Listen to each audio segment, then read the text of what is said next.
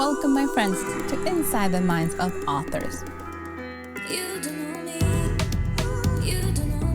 I'm DC Gomez, and I'm thrilled you're joining me today for a fun conversation with a passionate author. We're kicking off the program, like it's our tradition, with a short reading from the feature book.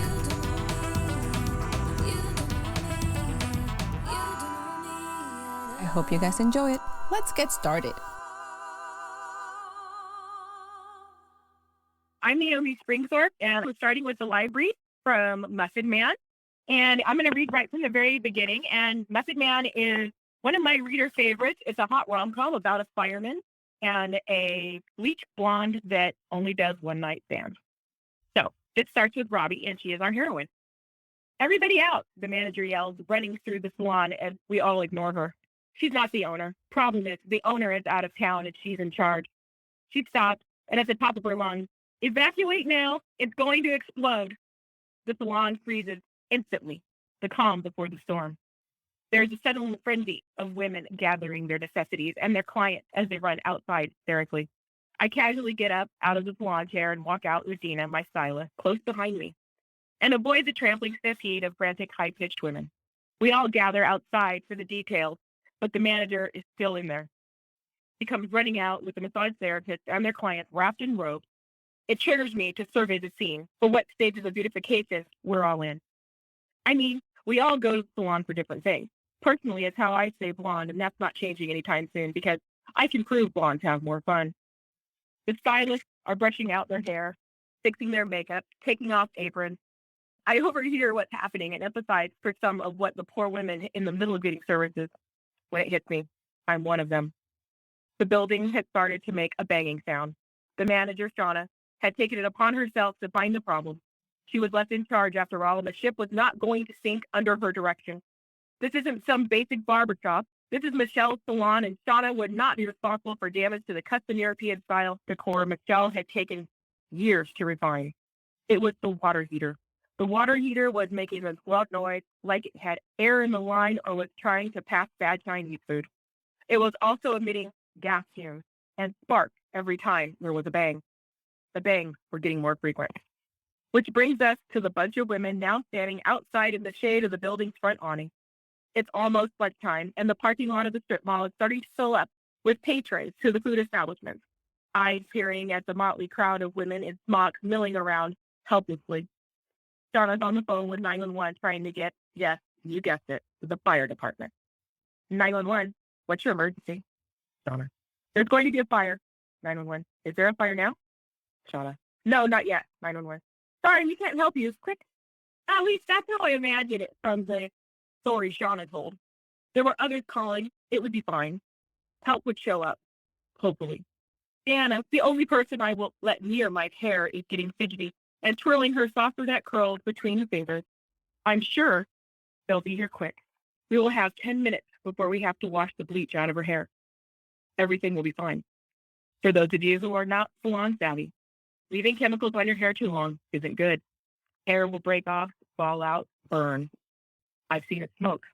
All kinds of horrible things. And I take pride in my long platinum blonde hair. So let me translate what Deanna said. 10 minutes until utter disaster. Others have half a haircut, shampoo or conditioner in their hair, extensions partially tied in. The people who are getting massages are relaxed even if their clothes are inside the building and they're outside wearing only a robe. Everyone that could primp had primped for the firemen to show up. It's a lineup, and I can imagine the firemen walking the line.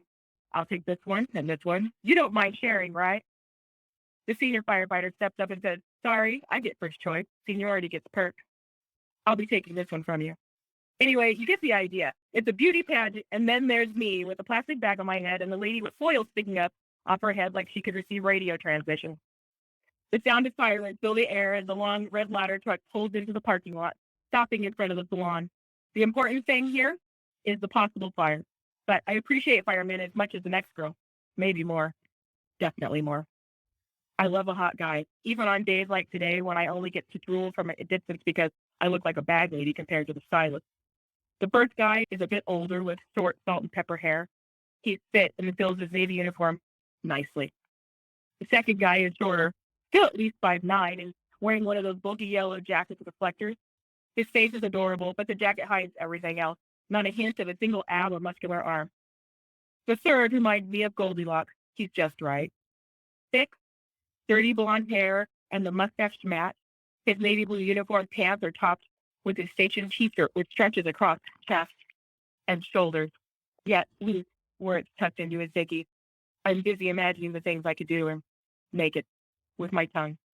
Deanna stops her boots and drags me into the dog groomer next door. Fireman? Hot fireman? I whine questioningly, not wanting to give up my view. You want to keep your hair, right? Steps her hip out, trying to make her skinny frame appear authoritative. I dread where this is going, but she's right. I want to keep my hair. Yeah.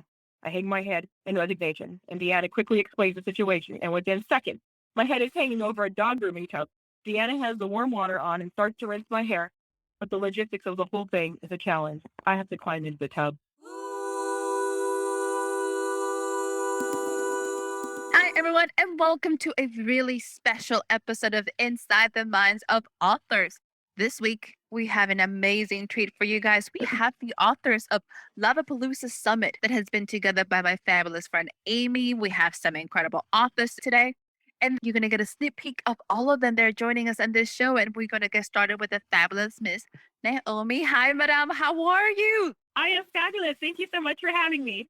I am so excited you are here, and we're going to jump right in since it's just a little sneak peek for all of our listeners.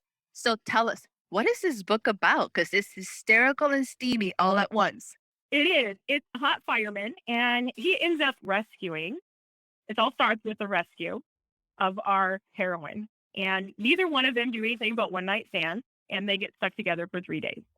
Where did this idea come from? Honestly, it was inspired by a trip to the salon because I was actually at the salon one day because I am a bleach blonde, and they had to evacuate us. And all I could think was, this isn't good. This isn't good at all. Now, I didn't have this issue. My hair was already done when it happened. But my hairstylist, she said, thank goodness we already washed the bleach out of your hair because I can just see us having to go into the dog groomer next door and wash your hair. And that's all it took. And that's where this whole story came. That is absolutely perfect. And for a person who does get her hair dyed, because I go for red, I so understand. And my heart was palpitating as well. I was like, ooh, girl, ooh, you're going to end up bald. This is so bad. You're going to be bald. It's going to be horrible. But it's one of those things, and you do it. I've been bleaching my hair for, I probably shouldn't admit it, but 30 years. So it's one of those things that it's like, you've seen it all happen, you know? For every lady out there who gets her hair done or seen somebody, you understand. And gentlemen, you're probably going, why would you do that to yourselves? Like, because we like it. Sorry, we enjoy this. Hey, I've been back and looked at pictures of me before I started bleaching, and I'm like, who is that? I've had men in my life see the pictures of me with dark hair, and May would tell me, is that your cousin? Seriously, they don't think it's me. I'm just not a brunette, even though I am. So tell me, sweetie, give us a little bit about your writing career. What do you normally write? Well, I write all romance, but I write romantic comedies, well, obviously like Muffin Man. But I also write baseball romance, which honestly, that's where my heart lies in baseball romance because I'm a baseball freak. And my baseball romance, it's got quite a bit of lightness to it because I don't write dark. Everybody writes dark right now. I don't. And it's got a little bit of humor, but it's unintentional for the most part. And the other thing I do is I write what I've coined 90s throwback. Because Amazon thinks that if you write a book based in the 1990s, that it's historical fiction. Wait, and I can't. Really? Yeah. 20th century historical fiction if it was written in the 1990s. So I just can't. It's just not me. I can't do it. So I have a series I've got out called Betting on Love. The first 2 books are out. It's going to end up being 5 books. And the first 2 books are out there, Just a California Girl and Jack. And they're 90s throwbacks. Basically, she wants to live on her singing, and she's a musician, and she does anything music she can to live on music. And she meets her soulmate on a girls' night in Vegas while she's pretending to be somebody she's not. That is so twisted in so many different ways, because which way do you go into what lie or what truth did you tell at this point in time? Right, because you don't expect to meet the one on that night in Vegas. You expect to meet the guy that you're going to do the wrong thing with and then walk away. But you meet the one, and when do you come clean? Do you come clean? Do you just walk away because you screwed up from the beginning? What do you do? And it's that whole, I'm not an extremely angsty writer, but I think every bit of angst I have in my body goes into that book. It has book 1, and then it has its book 2, and book 2 is called Jack, and Jack is what he calls her. That's the nickname that he gives her. it goes into more her journey in the second one. And does she end up staying with him? Does she not end up staying with him? Does she get her music that she wants to get to do it? I mean, how does it all work out? So it goes there, and I feature music in them because I think it helps, not only because she's a musician, but also he's a shaggy-haired metalhead that goes commando in his 501, because that's what we had in the 90s. It just put it together. Music was big for them, so it needed to be in there. And actually, it brings me to the one, my next release, which is coming out at the beginning of August, is a standalone, and it's epic. It's like 120,000 words. Honestly, it's called Confessions of an Online Junkie, and it's also a 90s throwback. And I'm really excited for it. Years and years and years ago, when I said, I thought to myself, I'm going to write a book. Confessions is what I would consider my bucket list book. It was like the one I was going to write. I wasn't planning on writing anything else. I just was going to, someday I'm going to write a book, and it's going to be this one. And this particular one, and I wrote it, and I've been sitting on it for 2 years. I haven't done anything with it, but it's coming out in August, and it's actually going to be my first book that comes out in Audible as well. I'm just excited for it to come out, but it's a 90s throwback, and it's all about one person or one girl, and it's a single POV, and it's what she did with a group of people that she met starting in the online chat room of the early 90s. So it's her journey through that, and does she find the one, and how? Ooh, I love it. So I'm just going to say that, yes, there are many men in that book. Many. One of the lines that I really like, it says that you start thinking you're the S word, but, I'm not a slut or a skank. I just like to have fun. She doesn't go there with everybody. She goes there with some, but it's fun. And you get to see the different characters and how they evolve and the trouble that she gets into. So I really can't wait for everybody to get that one. You have fun projects. You have a lot of things coming and going. So we are totally excited. And because we're just giving our listeners a glimpse of who you are, where can they find you? Where they can learn more about you? Give us that. Well, all my stuff is on Amazon. I'm on all the social media. My website is naomispringthorpe.com. If you want to come into the bunch of us that have been together for a long time, on Facebook, my readers group is called Naomi's Naughties. We're facebook.com/group/Naomi's Readers because, Facebook is special and won't let you use the word naughties. And so you can find us there. We do a lot of hot baseball guys because most of us are baseball nuts. We just have a lot of fun. And it's not crazy in there, but the bunch that's in there, it's a tight, fun group. So come and find us. You can sign up for my newsletter on my website as well. There is lots and lots of exciting things, Madame. I'm so excited. I am loving your releases, your books coming up. And because you're hanging out here inside the Mindset All-Star before you leave, are you ready to do a little lightning round? Sure. Okay. Don't think too much about these. Really, really quick. Pepsi or Coke? Coke. Sweet or spicy? Spicy. Here's a little different one. Let's see how you play with this one. If you could be any superhero, who will you be? Elastigirl.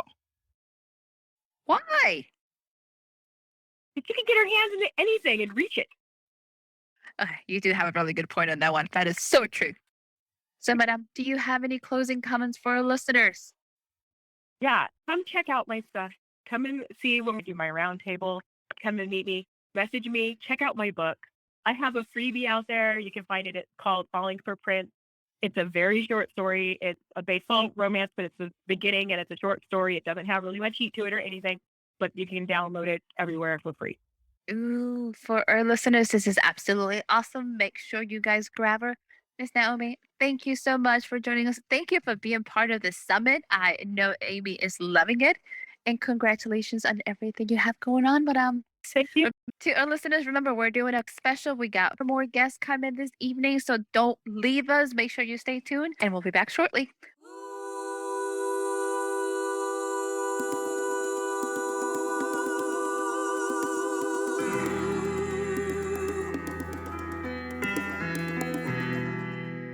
Hi, everyone. I am Tanya Clark. I am one of the authors involved with Luv-A-Palooza, and I'm really excited to be here. We were asked to read a passage from one of our books. So I'm actually going to read you the opening section of one of my newest and most popular books, Driven Roads. Just to let everybody know, I am kind of known for my deaf characters. My daughter is deaf, so it's an inspiration to me to write deaf characters. And my daughter sings, so I brought that into a book. So I'm going to read a little bit of to you guys. So chapter 1 is Jordan. Precision is timing, and in my world, timing is everything. A person's sight is by far the most important sense we can have. I've learned that losing any sense can be a life-altering, but every day since the accident, I'm thankful it wasn't my sight. Losing my sense of sound, though, life-changing. My world revolves around music. My mom says I've been humming since before I could talk. Music is a part of me, and nothing will take it from me. I've had to work a little harder to feel it. The last sound I heard was the sound of metal twisting and tearing all around me, glass shattering, and my mom screaming. Then silence. Some say silence is peaceful. 15 years ago, I would have thought you had lost your mind. My life revolved around sound, the soft sound of a piano, the strumming of a guitar, the solid beat of the drums. Music was my world.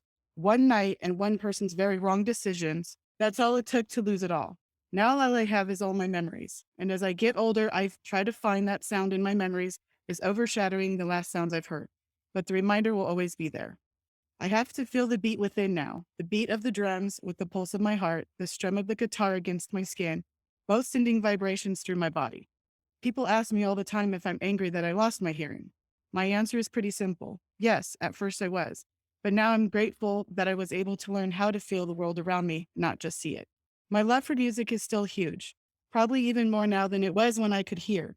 Now I get to feel it, and that makes me so much better than I was when I could hear it, and it has brought me so much more than I am now. Yes, I may have taken a little longer, but my dream of recording is now happening, all thanks to Mr. Emily, the only one voice coach my mom could find that was up to the challenge of taking on a deaf singer. If the accident wouldn't have happened, I would have never met Mr. Emily. I don't think I'd be ready for all of this, and it wouldn't have happened any earlier in my life. Standing in the studio, looking through the clear glass of the window separating myself and the control room, I feel my nerves starting to jump around.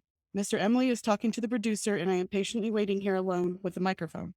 I don't have my guitar, so my hands feel antsy. All I can do is stand here and wait. Silence hasn't felt so lonely in a long time. The gentleman sitting behind the control board signals for me to grab the headphones sitting on the stool next to me. I shyly smile, slightly shake my head. I have no need for them. My eyes are starting to burn. I think I've refused to blink in the fear of I'm going to miss Mr. Emily's sign that the song is starting. He has taught me how to feel the beat, but when the music is in a different room and you are in a sound room where you can't be around any background music, things become a little difficult. We have been preparing for this and the sign he'll give me. I'm just afraid if I blink, I may miss it. The gentleman sitting behind the board turns around and says something to the producer, but without seeing his mouth, I have no idea what he may be saying. I'm sure he's voicing his disapproval of my defiance over wearing the headphones. Mr. Emily signs as he answers, explaining to the man that I am deaf and I have no need for headphones. I appreciate him signing to bring me into the conversation. Another thing I adore about this man, he learned sign language just so he can communicate with me. I laugh as the man whips around in his chair again and his eyes widen with disbelief. It happens to settle my nerves a little. I firmly believe in the saying, everything happens for a reason. My family would have never met Mr. Emily if it wasn't for me losing my hearing. If I wouldn't have had him as my coach, I don't think I would have become the singer that I am. I wouldn't appreciate the sounds I can't hear the way I do now. I'm not sure how long I've been standing here, but I swear my legs are going numb. Of course, that may be because I'm nervous and they haven't stopped shaking since I walked in. I contemplate using the stool and sitting as I wait, but I don't want to look like I'm bored and being impatient to a producer on the other side of the glass. He's a friend of Mr. Emily's, and I want to make sure I'm singing the right signs of how appreciative I am that he has given me this chance. The door opens up behind the two men. I can't see who's entering, but both men turn at the same time, the new addition into the studio. Curiosity is definitely peaked right now. We were waiting on somebody else this whole time. Who else needs to be here? Mr. Emily shakes the man down and his body shifts just enough for me to get a look at the new addition in the studio. My knees are about to buckle. It's Asher James, the lead singer of the #1 country music band, Driven Roads. Hi, everyone, and we're back. Hopefully, you loved that first segment. We're back with our second segment of the night of the authors of Luv-A-Palooza, which is an amazing summit that just concluded, and the fabulous Miss Aimee put it all together. Tonight, I have, as you already heard, the amazing Miss Tanya. Hi, Madame. How are you? Good. Thank you for having me. I am so thrilled you're joining us, and I love that piece. There are so many questions I have that we're just going to jump right in. This story is based on your daughter who sings. Yes. You have firsthand knowledge, and this is a romance. When you decided to put this together, what did you want the readers to think? You know, raising a deaf daughter, I'm degreed in sign language. My oldest, who is hearing, is degreed in sign language. My youngest, who is deaf, does not sign. I know, a little weird. Yeah, my family's all backwards. She loves to sing, and we found this out at a very young age. She was born deaf, so it's not like she lost her hearing like the character in the book. She was born with no hearing at all. But we found out as she was growing older, the one thing that she connected with was music. She felt it. You could see her kind of bouncing as we had it, because I love music. I'm a country music person myself. My husband listens to a little bit of everything. Then as she was able to start speaking through speech therapy and stuff, we noticed that she was kind of singing. And she's got this beautiful voice, but trying to find someone who can teach a deaf child to tone themselves is a whole different aspect. It was just kind of one of those things when I was looking at sitting down and doing books, I knew I wanted to write that. I used the inspiration for what we've kind of gone through with her. I mean, unfortunately, she's never been on stage. Well, not on a big stage like that, but it was more of the inspiration for the character. I love that you're taking things that you know and bringing them to life and also making an inspirational book because there's so many kids, there's so many adults going through these situations that they can never find a character they can relate to. So this is amazing. Tell us about the story. Where are you taking this character on? Well, basically, as you can tell from the beginning, she's getting ready for what she thinks is to record for this producer to hopefully make her own album. When in walks Asher James, who is the lead singer for the band Driven Roads. And what they're doing is his producer and manager wants to bring a female voice into the group. And so they have him coming to listen to her. She has no idea. And so basically, it's an instant connection between the two. This isn't the romance where they fight, make up, fight, make up, fight, make up. It is literally their story of first eye contact, kind of love at first sight, and her teaching him how to feel the music and him teaching her to listen to her heart. It's just their journey and her getting on the stage and dealing with the public and the paparazzi and doing stuff that she wasn't quite possibly ready for, but him thinking he knew everything about music. And here he has this deaf singer that comes into his life and teaches him how to feel the instruments, not just hear the instruments. At the end, we've actually created a song for the two of them. And it's just your good feeling. Yes, it is a little bit of a tearjerker. There's some stuff in there I get yelled at for all the time. I love the fact that you have the disclaimer. This is not going to be that roller coasters of break up, get together. Nope.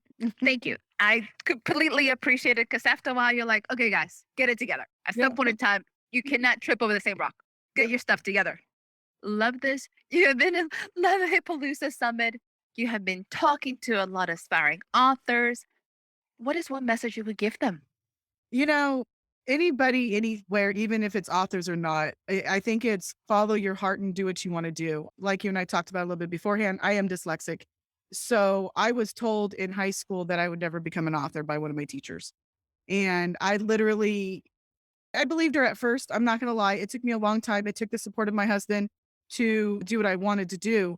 But I actually got the first 4 books out there and literally took him to her house and handed him to her in person and said, thank you for telling me I could do something because that's what enticed me to do something. So I guess the one thing I would say is don't ever be afraid to tackle something. There's a little bit of a fear there. There's always going to be a fear, but you can overpower fear by just doing it, which again, be reading today. And you did fabulous. So you have overcome fear and showed it that you can do amazing things. Thank you. What are you working on now? I actually just finished a new book that was supposed to be a standalone. It came out 2 weeks ago. It's called Slide Tackled. I am a soccer coach as well. I have like 4 or 5 different jobs. I am also a photographer. So I get all these covers are mine. All these models are my guys. This is actually my daughter, my oldest daughter on the front cover of this one. So I get to take all the hot pictures too, which is a really hard job, but someone's got to do it. What a sacrifice. Slide Tackle just came out. I coached 2 soccer teams. It was supposed to be a standalone and just ended up being an 11-book series. So, and this is another one of my deaf characters. He is a deaf goalkeeper. So not all of my books have deaf characters in them, but half of them do. So this is my newest battle. And then I'm coming out with my first shifter paranormal book called Hidden Flight. I like the fact that you're like, it used to be supposed to be a standalone. Now we had 11. I'm like, whoa, that's a big shift. Oh, dude, when I hit the character was introduced, the scene was written and I went, oh, crap. Because I swore after my first series, I'd never write another one. It was like, nope, standalones only. And I got into this one. I even called my partner and I'm like, her and I work in the book world together. And I'm like, I just did it. And now it's got 11 books coming. So, well, it's going to be 11 altogether. So 10 more.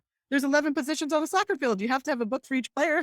That is actually a really good reason why to do it. I can't even argue. It's like, yeah, that makes sense. Yeah. So those are my new battles. Not a bad battle to have at all. I love it. Sweetie, where can our listeners find you? Where they can learn more about you and the books and everything you have going on? Well, on Facebook, I do have my group, Tanya's Teasers. And as you can see my name behind me, it's Tonya. Everybody spells it with an A.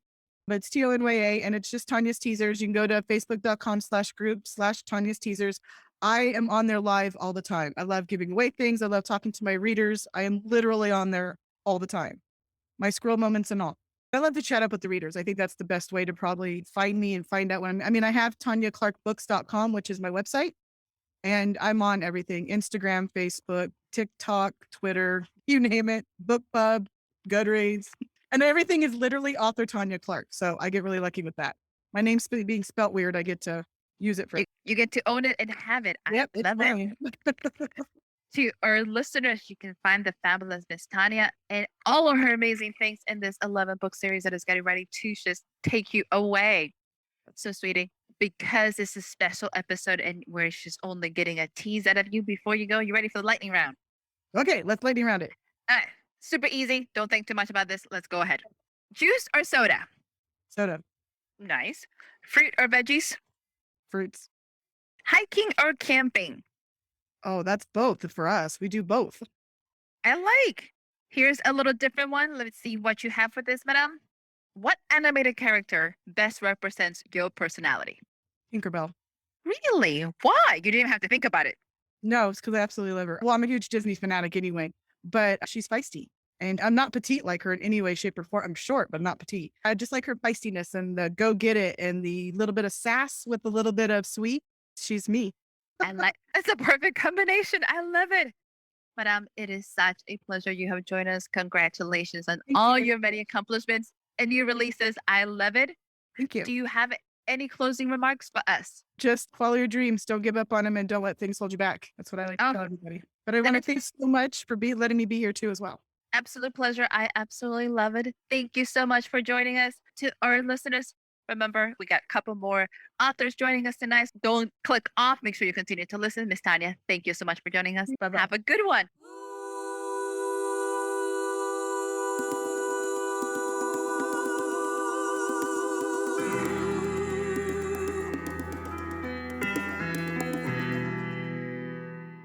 Hi, I'm Reza Graywood, and I'm a USA Today bestseller of Romance with Kink.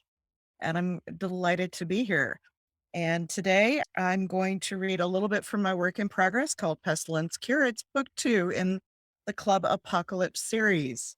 Here we go. Chapter 1, Ryan. He adjusted his cuffs and gave the visiting police officers a practiced smile. I'm sorry, gentlemen, but we haven't seen the girl you described. Are you sure, Mr. Wood?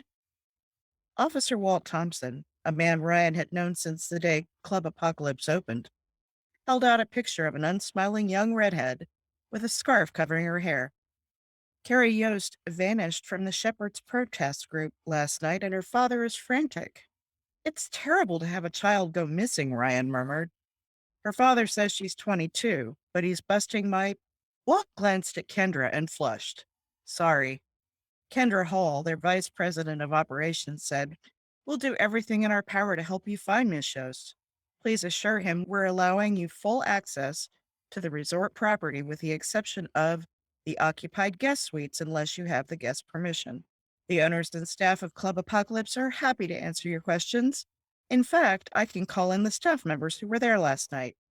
Walt sighed and shook his head. No, that won't be necessary. Knowing your security systems, you wouldn't have missed her.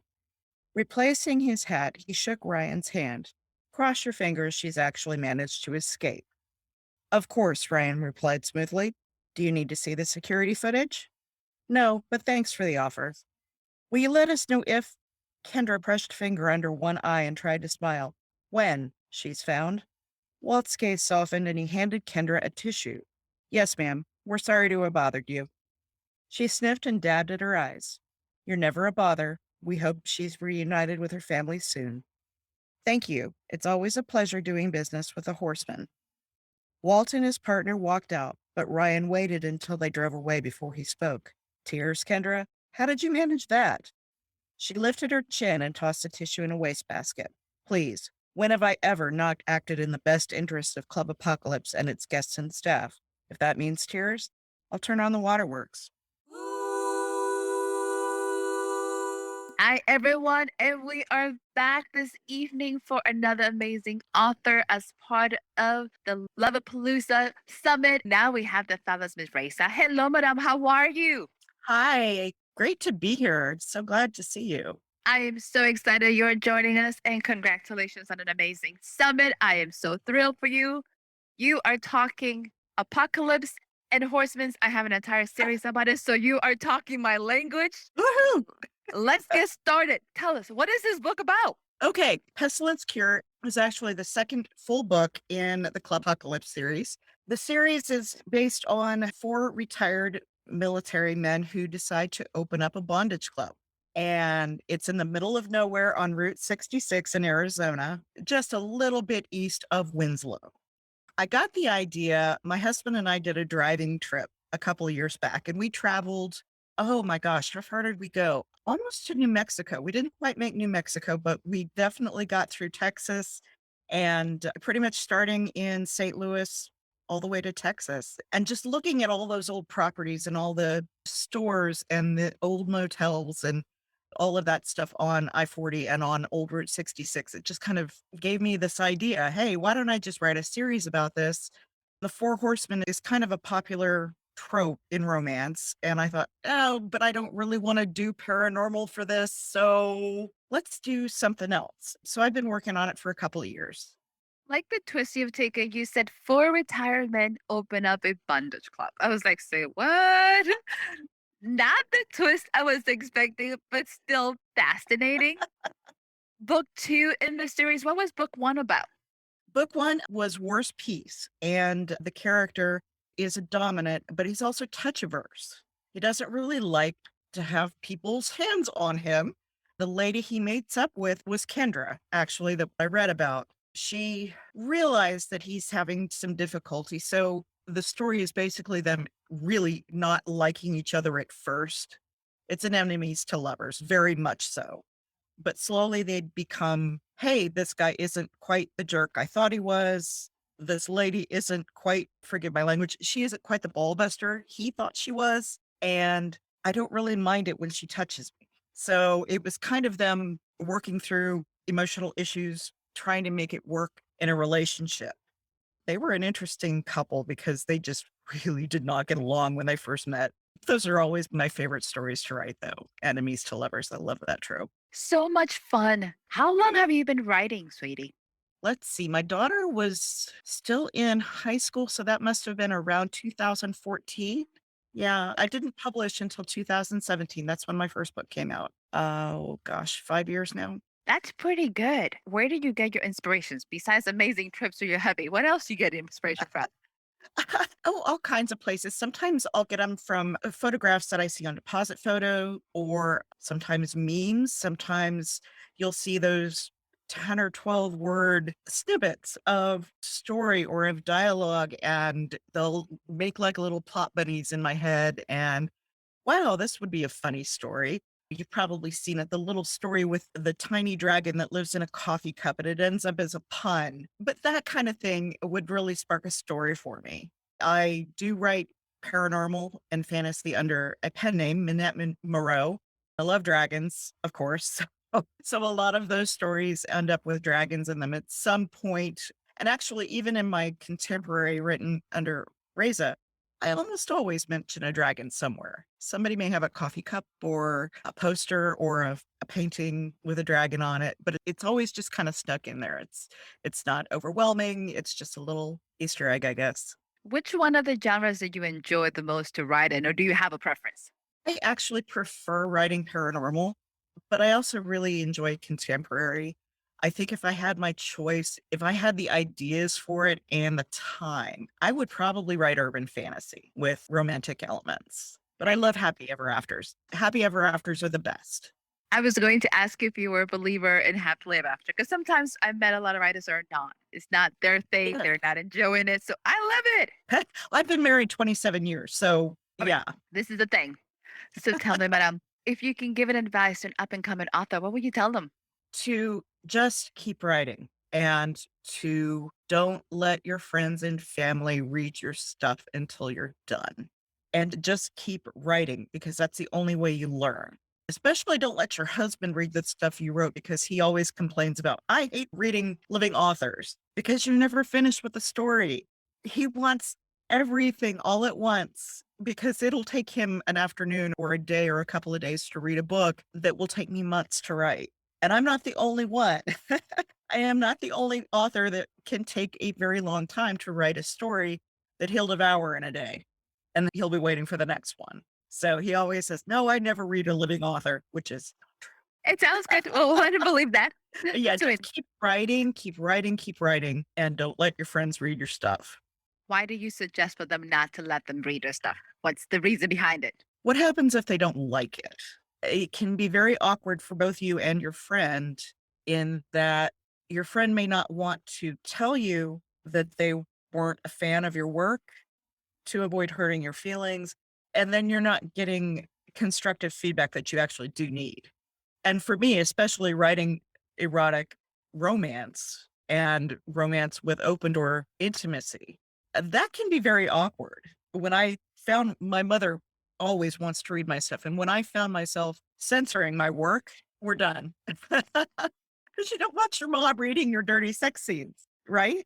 That's a very good point. When I found myself just kind of redacting all of those intimate scenes to let her read this, I'm like, this isn't working. This isn't something that I can conceivably do long term. So if she would like to go out and purchase the books and read them, more power to her. I don't want to know. I like that. So very good advice to everybody, to all of our listeners. Sometimes it's easier to maintain friendships. It's just to keep your work in Yeah. progress to yourself. Yes. And do find partners to write with. Develop relationships with other authors, especially authors in your genre. One case in particular I'm thinking of, a good friend of mine writes horror. She gave some of her work to a poet who was appalled at this horror story. And my friend took that to heart and decided that it meant she was not a good author. But that wasn't the case at all. She gave her work to someone who doesn't read that genre.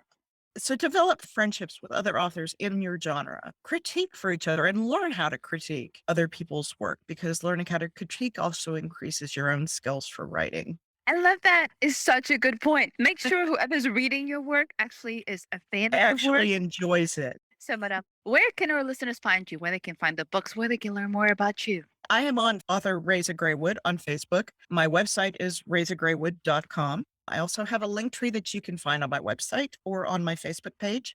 Also on Amazon and Barnes & Noble, Kobo, and all the places you might buy books. Awesome. Our listeners can find you in all sorts of fun locations. So, madam, before you leave us, are you ready for the lightning round? Absolutely. Easy peasy. Don't think too much about this. Here's the first one. Pirate or wizard? Wizard. Nice. Star Trek or Star Wars? Star Trek. You didn't have to think about that one. You got that. City or country? Country. Here's a little different. Let's see how you do with this one. Pick one food that best fits your personality. Skyline chili. Inverted and dry. It's a Why? Cincinnati thing. I went to college at University of Cincinnati. Skyline chili it's not really chili, actually.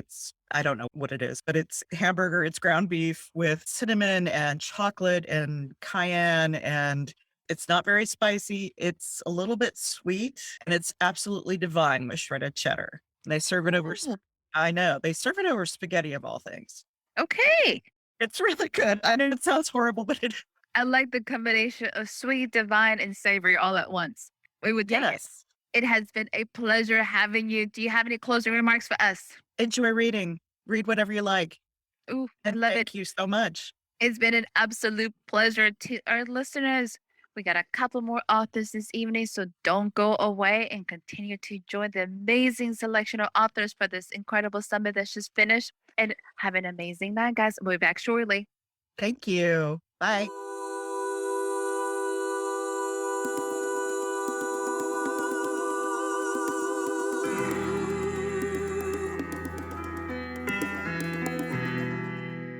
Hi, I'm Diane Ranella, and I'm about to read to you a chapter of my first novel, Love's Forbidden Flower. Thanks for joining me today.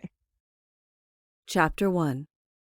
Today, somewhere among the roses and the petunias, my sanity squirted out my brain and fertilized the backyard. Why couldn't those heart-seizing moments be experienced with anyone else? Why did they have to be with a man who is the ghastliest of all possibilities? Obviously, I hit my head and became delusional, or I've had so many Thanksgiving leftovers that I've slipped into a coma.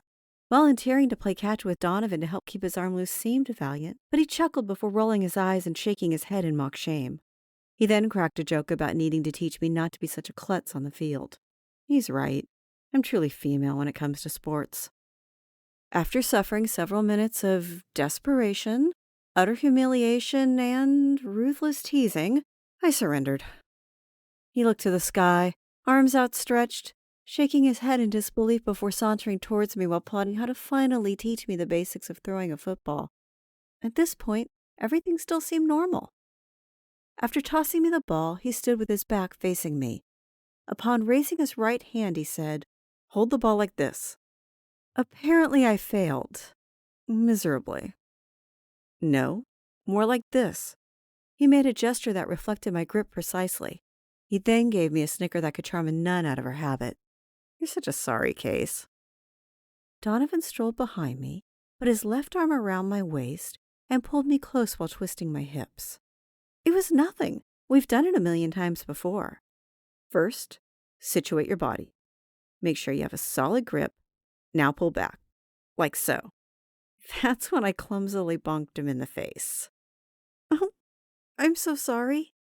I laughed. He had it coming for that klutz remark. "Sure you are.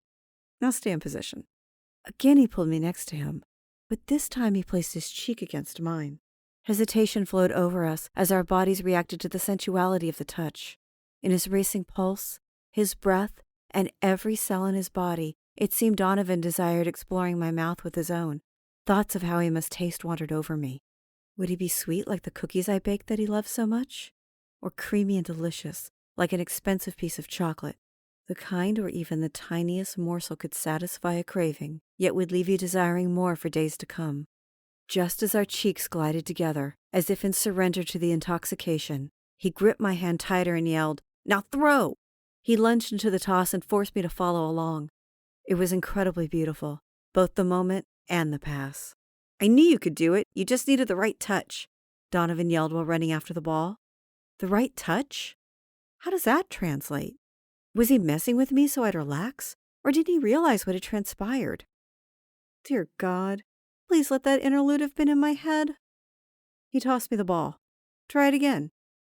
While my body resumed the position, my mind tried to lift its cloudy haze. 1, 2, I released the ball. 3, the lopsided pass was far better than I'd ever managed before. Donovan tossed the ball back to me. "Oh yes, Lily goes aggro." "Almost perfect. Try it again." The next time it sailed right into his hands. His expression flipped from wide-eyed to a devious turn of the lips. He ran towards my end of the yard to go for a touchdown. My pride kicked in. There was no way I'd let him get away with that. In the spirit of the game, I pounced on him, taking him down to the ground. His head almost landed in a rose bush. "What the hell? Where did you learn to do that?" "A woman has her ways," I said playfully. What was I thinking? Clearly I wasn't. His eyes, with their composition of deep and complicated blues like the waves of the ocean, were magnetizing. Their depth was intensified by his fair complexion and layered obsidian hair that is reminiscent of the feathers of a raven. My breathing ceased as his eyes drew me in, transfixed. "Hey, Lil? I'm kind of pinned here."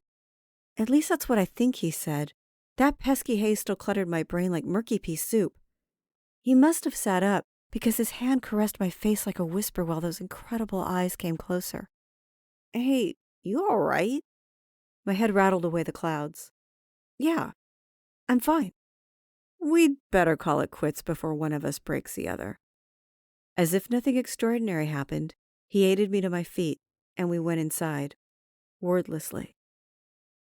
For the remainder of the evening, we tried to act like all was normal, but it was obvious something was amiss. Our usual dinner banter was strained to the point where Mom joked we might turn into normal siblings, ones who often don't get along. But that'll never happen. We're too connected. How we can often say so much to each other without a word only phases others. To us, it's a simple skill we possess, like writing in cursive. How have I never noticed how freakish that is? But dinner was middling. It was after that I made a fool of myself. Hey, thanks a lot, Donovan said as he slipped into my room. You almost got me in massive trouble. He appeared slightly indignant and a little uncomfortable as he leaned casually against the doorframe with his arms crossed. What? I dropped my pencil into my math book and mocked his characteristic eye roll. Okay. How? You had to tell Dad you tackled me. Donovan plopped onto the foot of my bed so heavily that my book bounced and my pencil flew onto the floor. Attempting to look scornful, I lowered and pinched my brow, then motioned for him to pick up the pencil. I did, fair and square. Did he really give you a bad time over that? I swiped the pencil from his hand while hoping Dad was kind, yet knowing the truth. He's always far too hard on Donovan and expects him to be the quintessential manly son at all times. Also, I should have known better. At 5'11", Donovan's got a good 7 inches on me, so of course Dad was upset. No excuses, even when it comes to his sister. Just a little. He did that voice again. The one where he's all, I am trying to sound like I'm kidding, but I also want you to know that I am serious. I think he's afraid I'm going soft right before the big game and I'll disappoint him. It was then that the stupidest thing I'll ever utter sprang from my mouth. That's silly, Donovan. I bet you'll never go soft. And if you don't watch your moves, the next time I pin you, I may do more than damage your ego. My insides clamped. Maybe he heard it the way I hope I intended it. His eyes sparkled as he absorbed my words. Since this afternoon, those eyes have become my obsession. Good night, Liliana, he practically sang. He left with a grin that said it all. Donovan knew exactly how I feared I meant it. I might as well have written it on the bathroom mirror and taped his toothbrush next to it. I am seriously screwed. It's nonsensical. There'll be no enchanted moment where one of us discovers the other was adopted or abandoned by aliens. Though my thoughts should sicken me, all I want is to sneak into his room like I did when I was little, put my head on his shoulder and have him tell me it's just a bad dream. This is reality, and nothing about the glow burning inside me since being captured by his eyes feels nefarious. But how illogical is it really? Aren't you supposed to fall for your best friend? The one who listens to you with undivided attention, no matter how ridiculous you're being? The person who will instinctively drop everything to put his arms around you when you're hurt, even if you've yet to utter a word? Donovan is all those things, and countless more. I've got to stop reading Mom's romance novels. They're making me delusional. Hi, everyone, and welcome to our next amazing author as part of Luv-A-Palooza Summit that I am so thrilled to have. It's going to be an amazing conversation, a little controversial, giving you some spice. Let's get started. Hi, Madame. How are you? I'm wonderful. Thank you. How are you today? I am fabulous. So excited to have you guys. This has been such an amazing journey. Just listening to everything's going on. And you have one of those subjects that makes everybody goes, I don't know if I can handle this. So we're going to jump right in. Why not? Let's get this party started. Tell me, what is this book about? Where did the idea come from? Oh, Lordy. Okay. Well, the idea came from, I always thought I would write a book, right? Everybody thinks that. And one day I saw it was an old counterculture film. And the long story short is the ending made me very angry. And I said, that's it. I'm going to do it right. And so I started writing this book. So the subject matter is in this not so great movie. I don't recommend watching it, called The Buttercup Chain. You have two, they're genetic siblings, but they're technically cousins, and they're the products of twin sisters, and they are raised as siblings. So they're kind of sort of basically siblings. And it is just really obvious throughout the whole movie that there is something serious there between them. And it's not just like attraction, it's a special companionship, a special connection. And the whole movie kind of teases it, and it just never goes there. And at the very end, you see that these people part being just brokenhearted.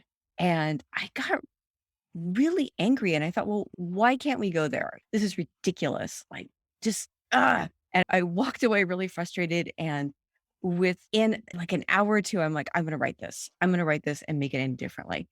Like, I don't get it. I just don't get it. Why is this such a problem? And it took me like about a day for it to kick in that, oh, yeah, that's right. This is illegal.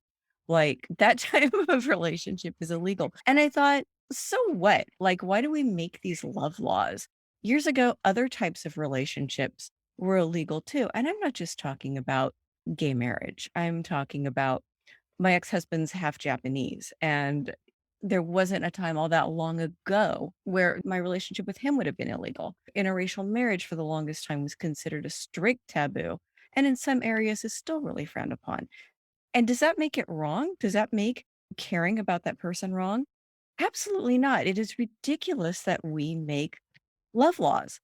And I did some research because I'm like, people are going to think I'm nuts. And I found that in some states, the jail sentence for a consensual relationship, okay, completely consensual relationship with somebody you're related to, such as a sibling, could mean life in prison. And in those same states, non consensual rape, where you have mentally damaged somebody for their entire life, has a maximum penalty of 10 years imprisonment. And I was like, what is up with that? Why are we doing this? This is the most ridiculous thing I've ever heard. And then, I would talk to people about it. And of course, people would freak out and no, no, no, that's just wrong. Why is it wrong? Well, I'm creeped out by it. Well, I'm creeped out by people eating snails, but I'm not going to stop you from doing it. If that's your bag, you go ahead, you do it. Just because it feels wrong to you, does that really mean if it's not hurting someone, we should stop them? So the more I researched this subject, the more impassioned I became about it. And so I wrote Love's Forbidden Flower, and it came time to publish it. And I was nervous. Oh my God, I was nervous because it was my first book. I was putting myself out there. Do I really want to do this? And I thought about it and I'm like, you know what? There are people out there this book is going to resonate with. Yes, I am absolutely going to do this. This is a civil rights thing. These people have just as much rights as I do to be with the person I want to be with. Click. And that was that. And my world changed from that moment in all the best ways. Okay, my love. I am like speechless of the amount of research you have done, the conviction you have taken to putting this together. And you're right. You can replace whatever you want in those two people's lives and kind of make you go, wait, what? Why are we saying no? And it doesn't matter what our personal convictions are, whether we agree with it or not. We still live in a place, or we should live in a place that people should be accepted for who they are and respected. We can agree to disagree and be okay with it. Like, I can control who I'm related to as much as I can control the color of my skin. Or the color of my eyes. And you can disguise who you are, but in the end, you are you. So we would frown upon somebody disguising their skin tone. Why then would we not frown upon somebody disguising their relationship with somebody because we feel it's not right for us? It's just wrong on every level. So I became impassioned, and I am very proud of something that happened as a result of this book. I noticed it's like a couple months after publishing that my blog was getting tons of hits, and they were coming from a marriage equality website. I thought, well, that's kind of interesting. And so I checked them out, and they're talking about my book like crazy.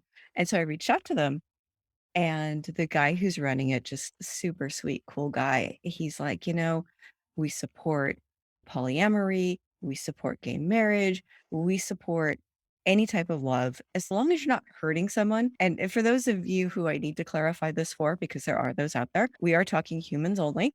There's nothing beyond humans, and we are talking of age of consent, purely adults. And he said to me, you know what? There are people who need to meet you.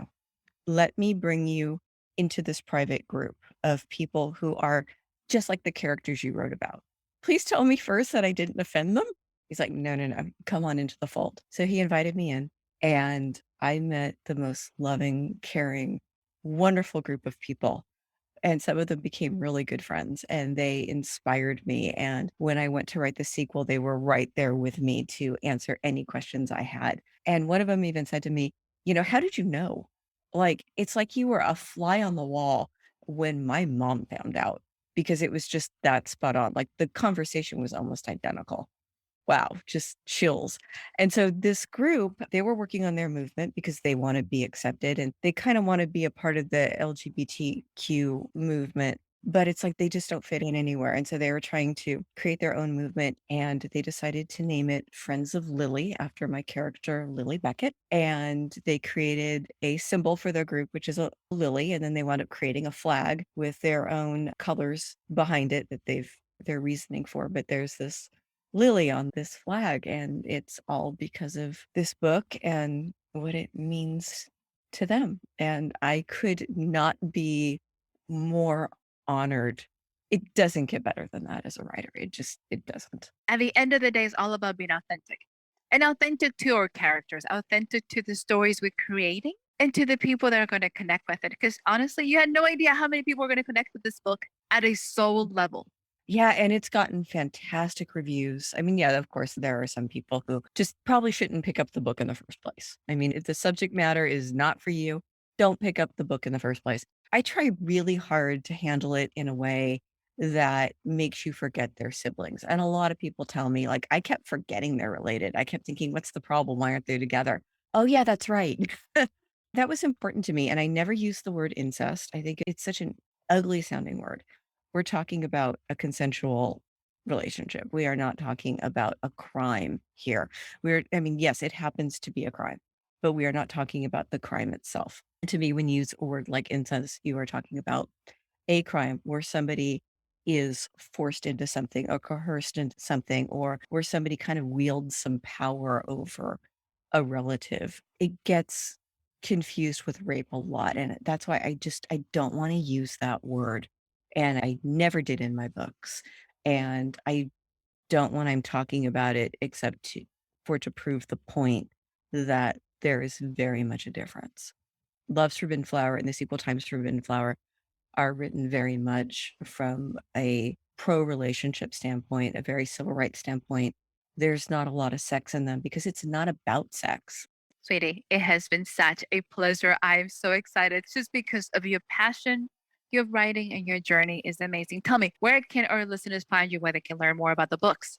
I have a website, dianerenellaauthor.com. I will be at Luv-A-Palooza, and I will be presenting a workshop on taboo writing and popping out of your comfort zone. Everything is on Amazon, and both Love's Forbidden Flower and the sequel Times Forbidden Flower are on Audible, author narrated, because I felt nobody could do it like I could. Before you leave us, we're going to hit you up with the lightning round. Are you ready? Oh my gosh. Okay. I'm totally unprepared, but sock it to me. Let's go. You got it. Easy peasy. Don't think too much about it. Okay. Hot chocolate or latte? Oh man, it depends on the mood. How about black coffee? We'll do that. We'll give you Okay. that one. Okay. Cats or dogs? Again, depends on the moods, but we'll go for cats. We'll slide with that one. Let's see this one. Documentary or action films? Oh, it depends on the subject. Action film. This is hard. Okay. Hopefully this one you might get a little easier. Okay.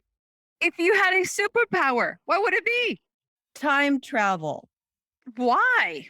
Because I'm a huge fan of the 60s and I would go back and I would see all my favorite bands. Love it. I know this is just a short glimpse into your world, and thank you for joining us. Do you have any closing remarks? Thank you so much for the time and for listening. And for those who are listening, thank you for being open-minded. If these books sound like they'll resonate with you, great. If they don't, hey, I've got other books too. So I'd love for you to check them out. And thanks so much for your time today. I'm really grateful. It's been a pleasure, Madame Lovett. To our listeners, we have more author joining us this evening, so don't go away, and I'll be back. Bye, everyone.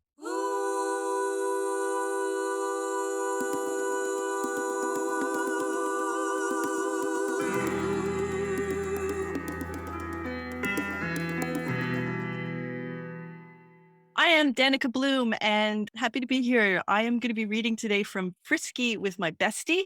It's a novella that is part of an interconnected series of books that you can read as standalones. So I'm going to start at chapter 2, which is the heroine's point of view. It's Tamara. I put on a brave face when Morgan asked if I'd mind spending the weekend with him, Nick, and some firefighter I'd never met before. It was tradition for us to spend this day together, not with other people.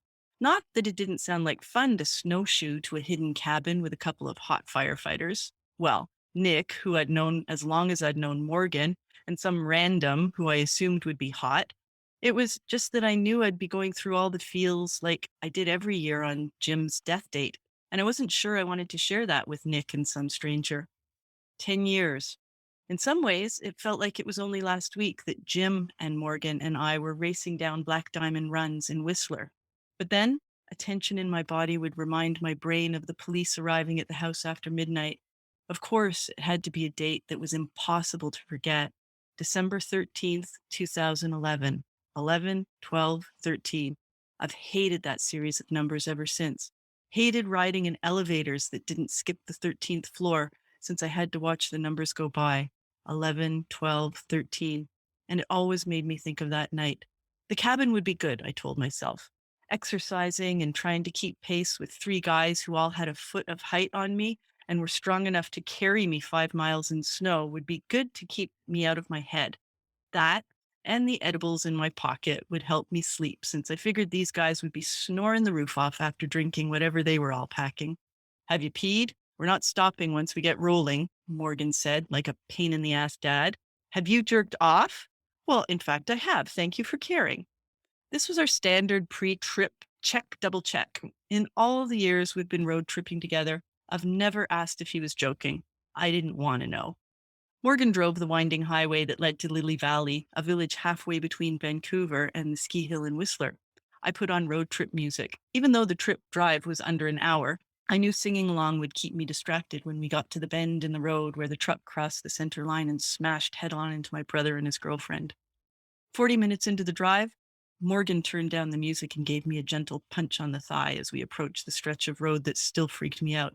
Hey, you haven't given me any good office romance stories for ages. What's happening behind the scenes in Dramaland? Oh God, where to start? I closed my eyes and shook my head. The temp, is she still there? He asked. Clarissa, yeah, shockingly. Or maybe not, since she's graduated from flirting with my manager to boning my manager's boss. I don't think women bone guys, Morgan laughed. He's the one doing the boning. Whatever, Mr. Technical. Point is, she's getting payload and keeping her paycheck. And you? And me? Paycheck's still auto-depositing. He elbowed me. Not what I meant. Anyone lucky enough to grab your ass? I smacked his leg. Attention.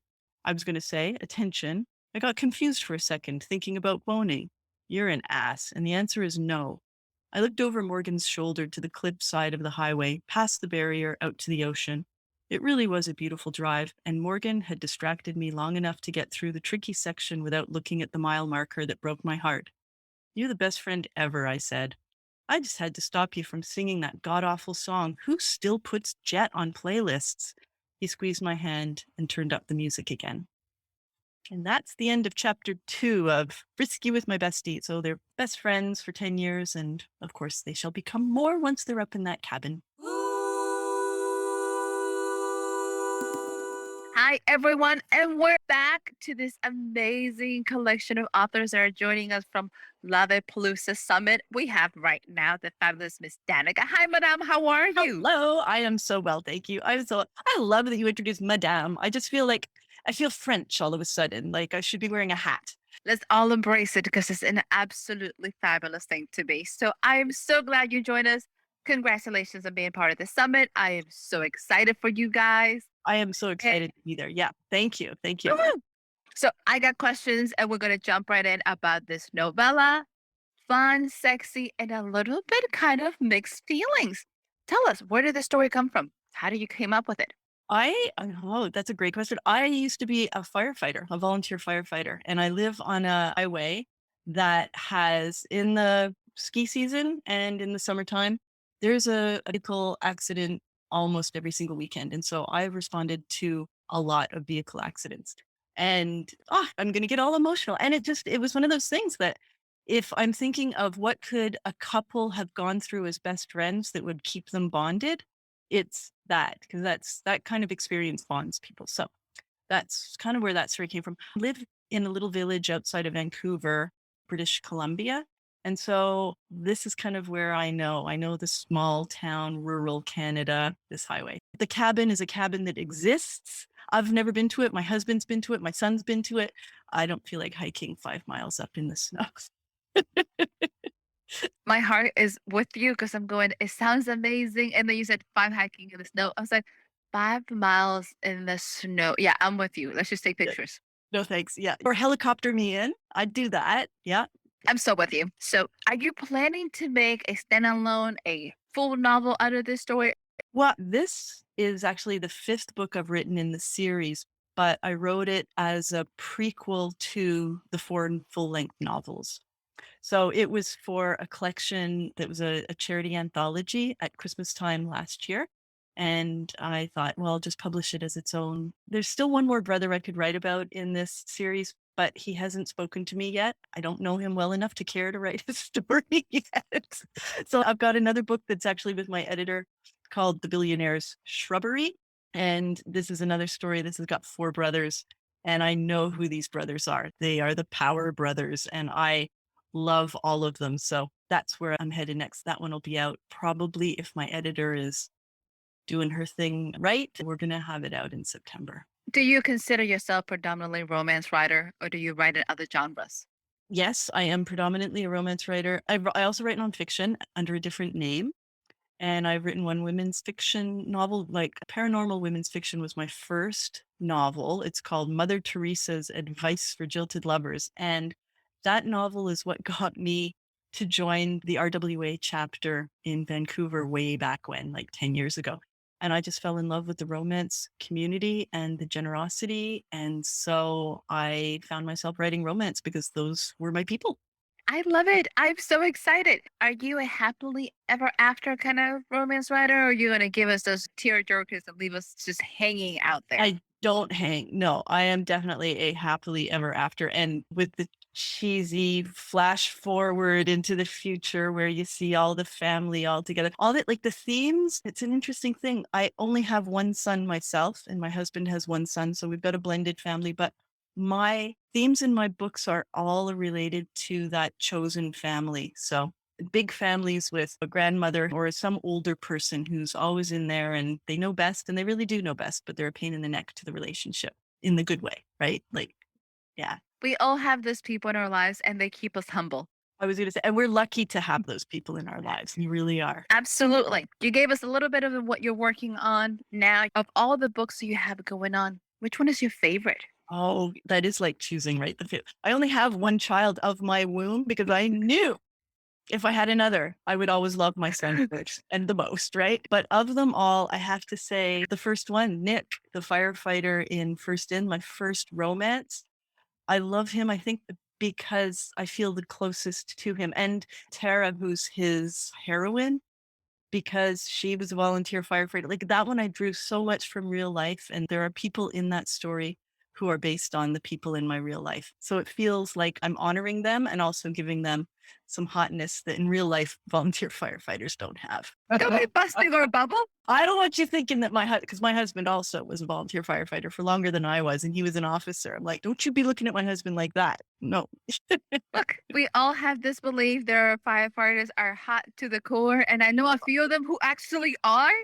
Okay, a really funny story. One of the guys in our department here was in a town next to us where they have a career department. And he was in town and there was a fire and the firefighters all got out. And he said he was sitting there in traffic and watching them. And he was so irritated because they got out of the truck and they had their perfect hair and they were all like perfect bodies. And it's like, they're looking around like, are the cameras watching me? And I was thinking, oh, come on. They really weren't. But that was his impression. And they are really hot down in the city. They really are. They really are. Let's just be honest. It's not a bad stereotype, but most of us have seen them. We're like, where did you come from? And you need them to be because they have to be able to carry you out of a burning building, right? You know? And up those weird stairs that only them can do it. Charged hoses, which are like, I can't carry I can't pull a charged hose. I don't have the shoulders for that. I love the fact that you're a volunteer firefighter. So thank you, because that's amazing. I was like, yes, woman holding us down. That's a lot of work. In the story, that's another thing. In our community, I retired a couple of years ago. But when I was volunteer firefighting, there were 4 of us. And it was just like 4 out of 30. And now, since I've retired, I think there are 9 and there are 2 officers who are women. And in my story, the thing that I do that causes some of the tension is when Nick, who's the chief, and Tara becomes the deputy. He gives her the job of replacing a bunch of firefighters who have quit because they don't like his leadership. And she just brings in all women. She brings in 10 women. She's like, you want new firefighters? We are making this an equal opportunity fire department. I also love it for that because it's a little bit political. We can do that. We can create these questions and answers that people are like, ooh, what if? I love it. Thank you. Tell them, madam, if you can give a brand new author an advice, what would you tell them? I 100% find your community. Even if it's only a community of one, find that one person who is probably not going to be your spouse or your best friend unless they also write romance or they write something, who will be there and understand when you are struggling and when you've got the negative voice in your head, and who will just be your cheerleader. I would never have accomplished what I've accomplished, like 9 books in the last 2 years and 10 books altogether, if I didn't have this community of people, and they're integral, right? We don't write alone. That's totally a myth. I mean, we write alone quietly, but we don't become authors on our own. I don't think. That's my advice. Find your people. It takes a village. I truly believe. And sometimes our village can be very spread out, and that's okay. It's still our village. I tell you, COVID was a good thing for writers. A lot of us learned how to live online in a way that we didn't before, right? So instead of having a monthly meetup with your peers, it became writing sprints every day online. And we were able to connect on a whole new level, which is very exciting for us. Yeah. Miss Danica, I'm so happy you joined me. Congratulations again on the summit. But it's lightning round time. Are Okay. you ready? I'm scared. Do not think too hard about this. Let's see how you do. Coffee or tea? Coffee. Nice. Gummy bears or Sour Patch? Oh, Sour Patch. Gummy bears for sure. There's so much emotion out of that. Well, you can, yeah. Mhm. Snoopy or Scooby Doo? Oh, Scooby-Doo. Scooby-Doo. He's got so much energy. He also has a new movie coming out, so be prepared. Okay. So here's one a little different. Let me see what you have. One food that best describe your personality. What would it be? I am going to say really fast. Chocolate. I don't know, because sometimes it's. Oh, do you want to know why? Yes, I do. Because sometimes chocolate can be sweet, and sometimes it can be nutty, and sometimes it can be like really, what is that dark chocolate when it's bitter, right? So it encompasses all the personalities, all the moods, depending on how I wake up in the morning. I could be any kind of chocolate. That's the best description of chocolate. I love it. Absolutely amazing. Madam, where can our listeners find you? Where they can learn more about your books? Tell us. They can find me at danicabloom.com. The best place really to follow me, because I'm not fabulous with posting on my website, would be to follow me on BookBub. And then when my new releases come out, you will be among the first to know.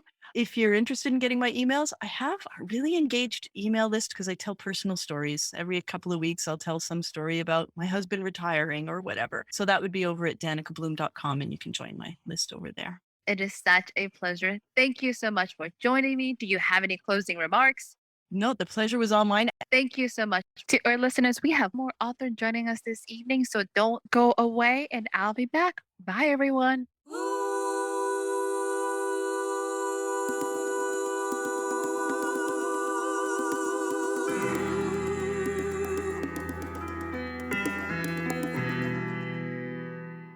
My name is Vivian Murdoch. The book that I'm going to be reading from is From Russia with Blood.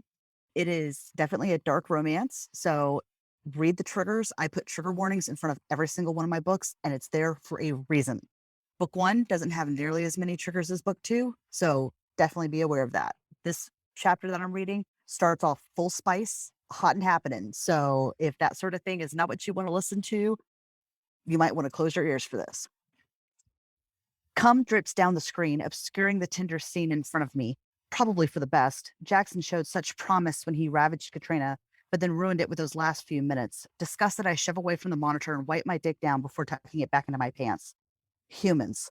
Was I ever that pathetic? Switching back to the main ship feed, I watch Jackson exit her room and rest his head against her door.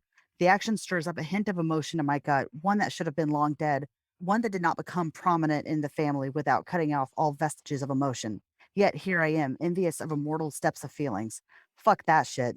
Shaking my head, I dispel any trace of feelings from my brain. I don't do nice. I don't do tender. And it's high time Katrina learns that. Opening the drawer to my side, I pull out a thin blade, turning it back and forth in the monitor's light to look at the edge.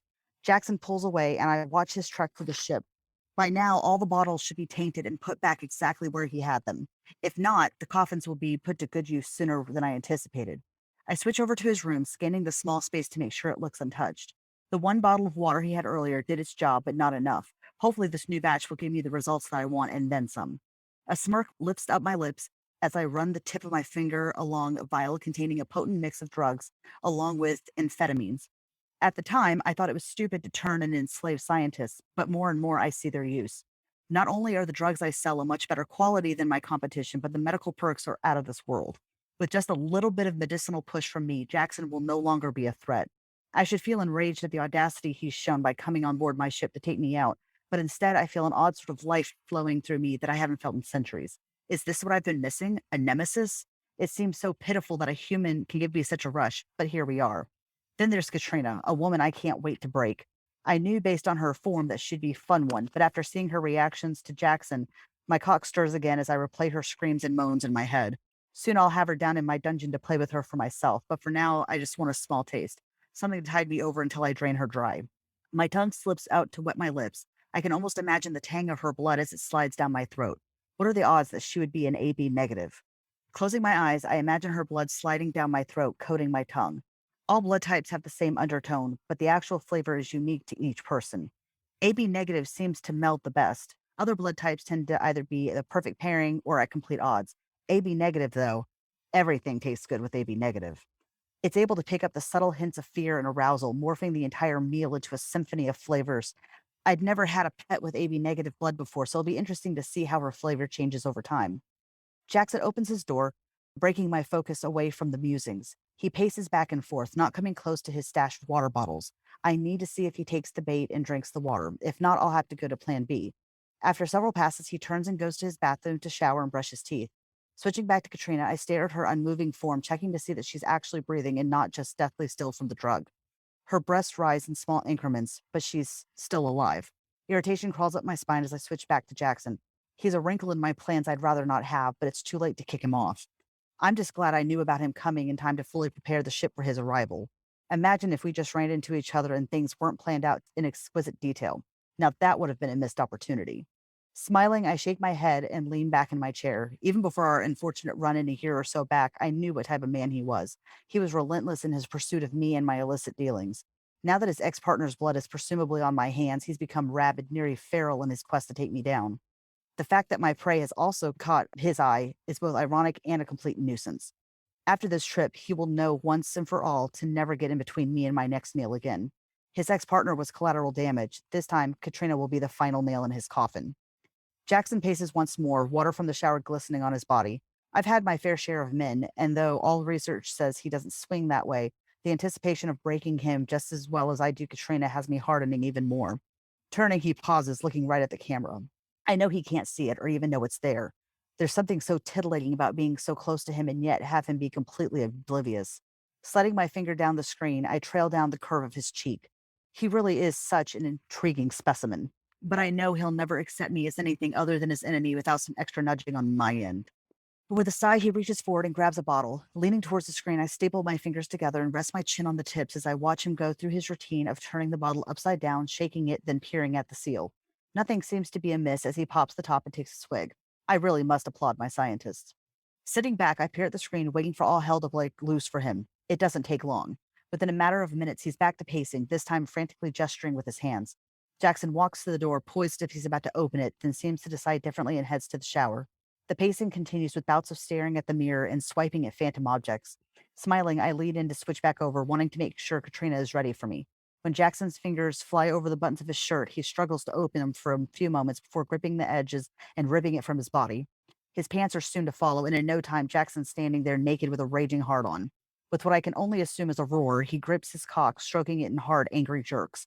Pre-cum purls at his head, and I stifle the urge to lick my lips. Soon he'll be desperate for me to pleasure him, but that's a long way off.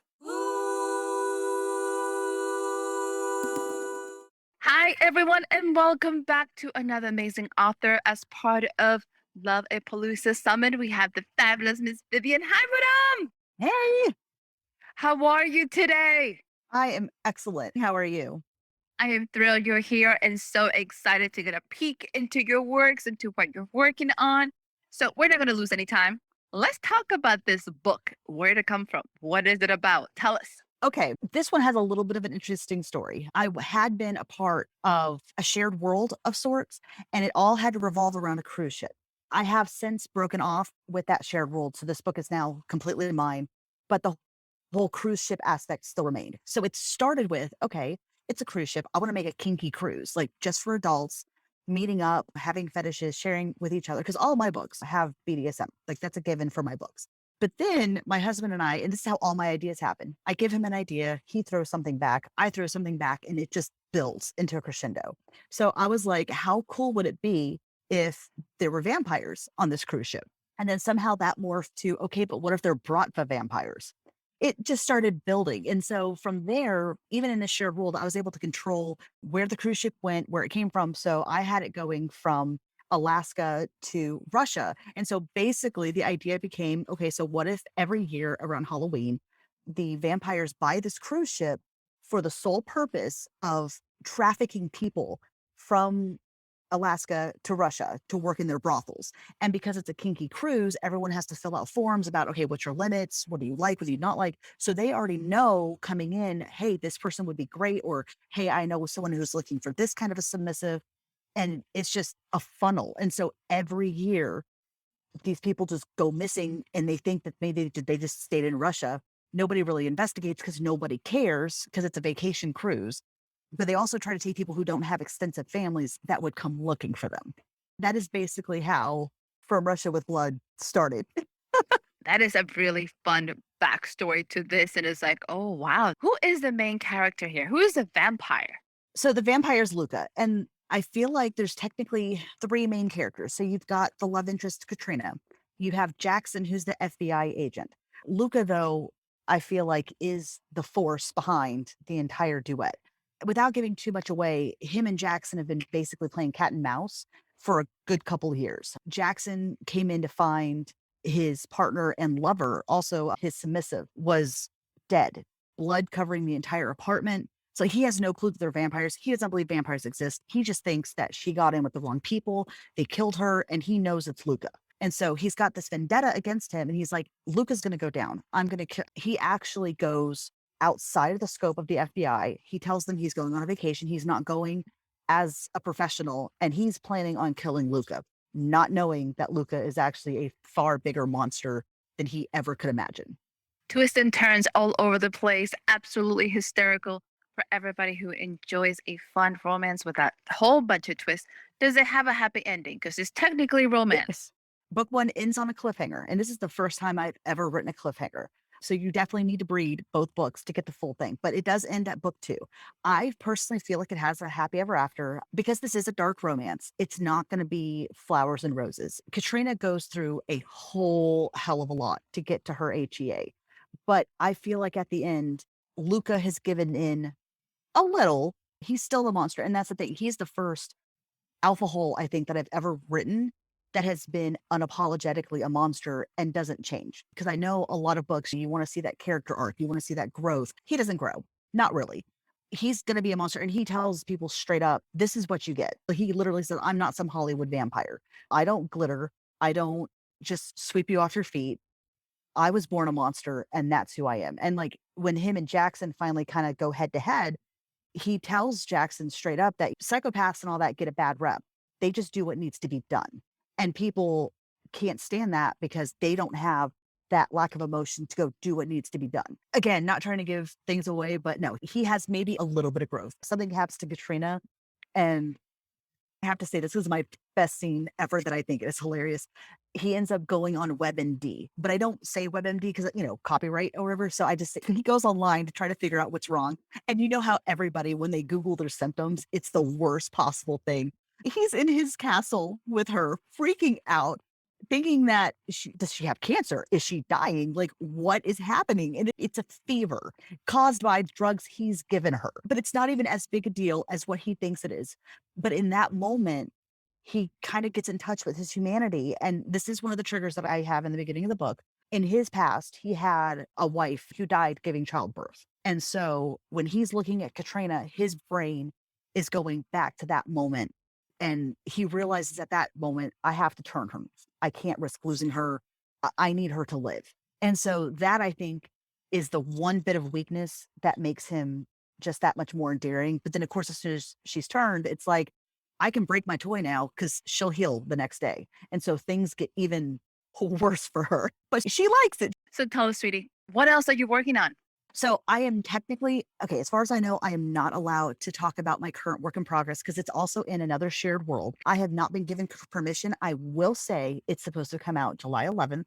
It is going to be definitely BDSM. It's going to be between a surgeon and a massage therapist. He's very by the book. If science doesn't back it up, I don't believe it. She's ultra holistic, got the crystals, the chakras, all of that. And so they butt heads a whole lot. One of the best scenes I think between them is when he approaches her at this club where she's working and asks for a happy ending, even though her sign up thing says absolutely no happy endings because she's here in a professional realm. This is her job. But he's like, well, no, we're in this sex club. So she's obviously got to be role playing and basically demands a happy ending. She's like, you're getting off my table right now. I actually was a massage therapist up until January of this year. I ended up getting COVID and I'm still having complications from that. So I've not been able to go back to massage. But I love this book because I'm actually able to put so much of myself and my interactions into this thing. And this is the first time I've been able to do it. And I am just so excited. And I get to show off like the stuff that I know. I am so excited for you. Congratulations. And can't wait to hear more about it. Tell me, sweetie, where can our listeners find you, where they can learn more about you? So all of my books are available at vivianmurdoch.com. And I actually am a white author. So you can find me Amazon, Kobo, Books to Read, anything like that. The only books so far that are still KU are ones that belong to other people. So the Midnight Dawn books, that's in a shared world through that publisher. So those are KU. The book coming out in July is going to be the same thing. That one's going to be in KU. But all my other books, you can find them anywhere. Ooh, awesome. All right, sweetie, before you leave us, are you ready for the lightning round? Okay, go ahead. Super easy. Don't think too much of it. Let's see how you do. Okay. Pepsi or Coke? Oh, Coke. So that's a no-brainer. Mountain or beach? Beach. Fall or spring? Oh, fall. Okay, here's a little different. If you could have any superpower, which one would you choose to have? Telepathy. Why? If I'm remembering what telepathy is, that's being able to read people's minds, right? So I'm definitely a people pleaser. And the most anxiety thing for me is not knowing what people are thinking and wondering if they're thinking bad about me or if I've done something to upset somebody. And so if I had telepathy, I could just be like, oh, okay, so you're not actually mad at me. Good. Whew, we can move on. What would you do if they're mad at you? Probably cry. I am such a softie. I am. That I'll instantly go into, okay, how can I make this better? How can I fix it? I don't want you mad. I love it. I absolutely love it. Sweetie, do you have any closing remarks that you like to tell our listeners? I think honestly, the biggest thing is, again, to reiterate that I am a dark romance author. So for those who do like stuff on the extreme consensual side, you're not going to find that with me. All of my books have DubCon at a minimum. So if that thing is your jam, I am your girl. Sweetie, thank you so much to our listeners. This is an amazing summit, a little bit for everyone. We have one more author joining us this evening for wrapping it up. So stay tuned, don't go away, and I'll be back shortly.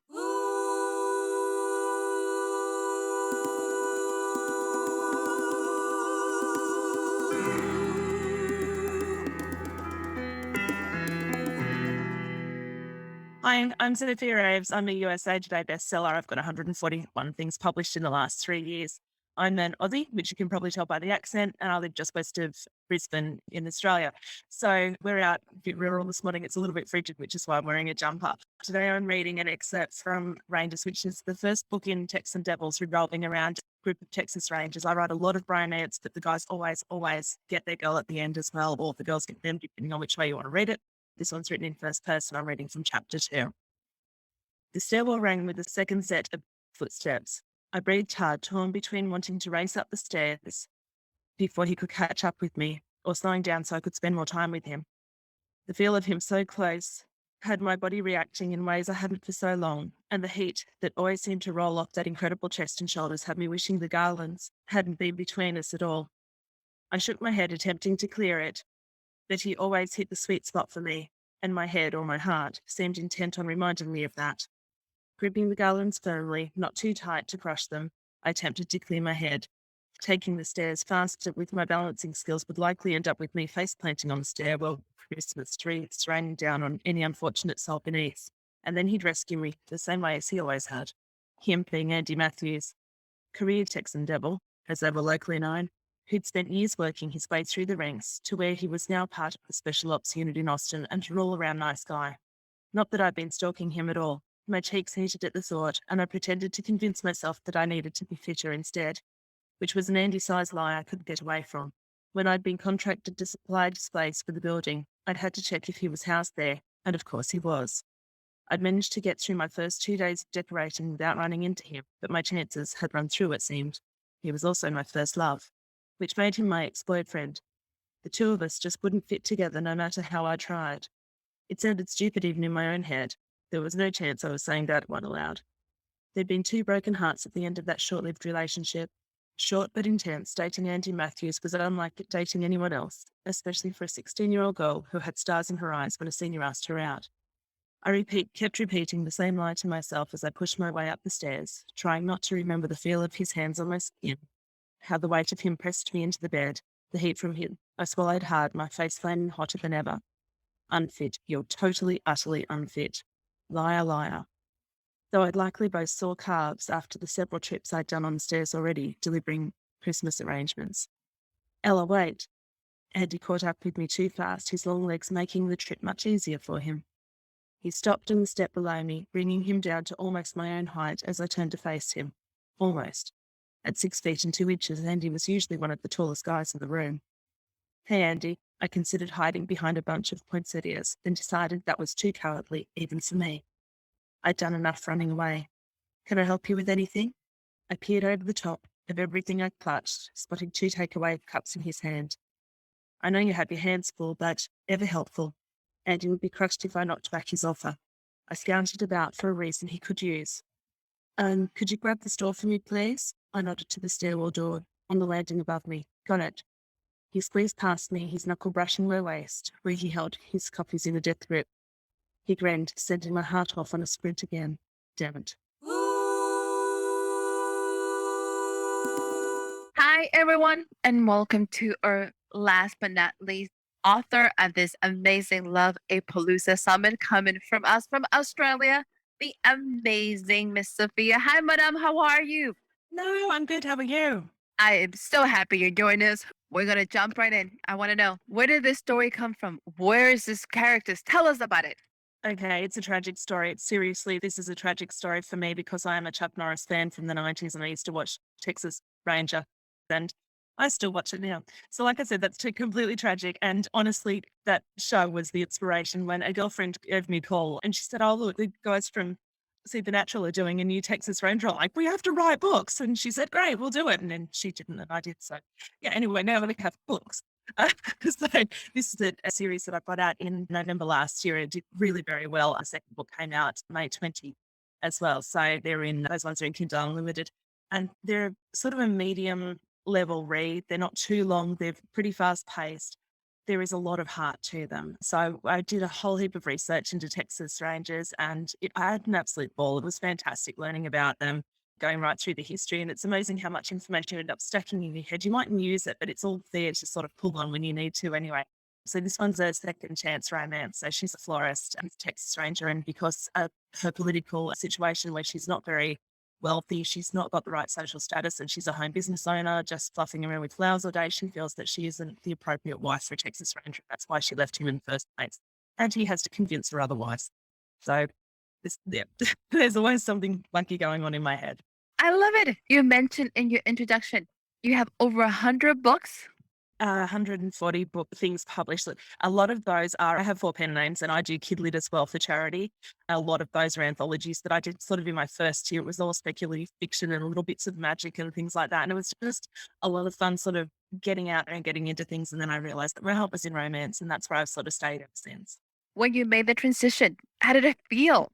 Wacky, really, really wacky. It really lucky. I'm, again, another tragic story. I've been reading romance since I was 12 years old because my little library, my small town library is very small. I went through Babysitter's Club with Marianne and Logan. I went through Sweet Valley High with Jessica and Grace. I went through Nancy Drew, and all the Dolly romances were out back then. And then as soon as I ran out of things, I shifted across into the adult section. I started reading all the Joanna Lindsays. And back in the 80s, there was a lot of Viking romances around. So I used to read a lot of those. And then I fell into this huge section they had of what was silhouette romances back then. So I started reading those, and I've just been stuck in it ever since, I think. So this is your passion. This is my passion. This is absolutely not tragic. You're writing what you love and it comes across, which is beautiful. You said you had to do a lot of research. How much research do you do for all of your novels? It depends. I'm really, really lucky.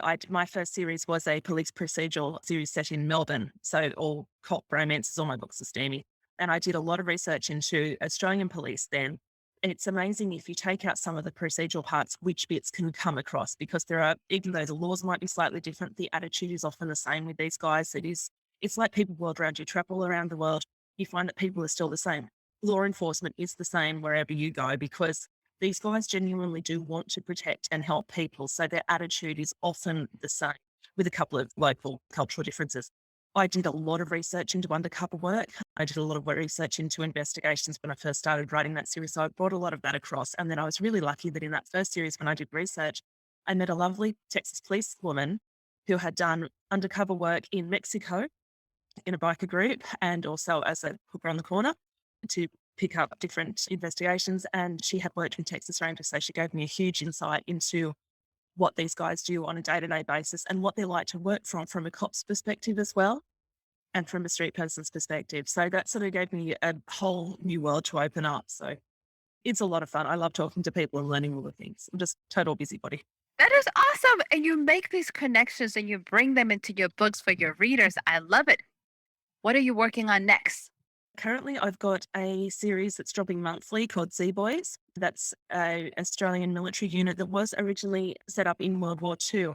They did all the Black Ops stuff that today is probably something we accept. In World War II, it was unheard of.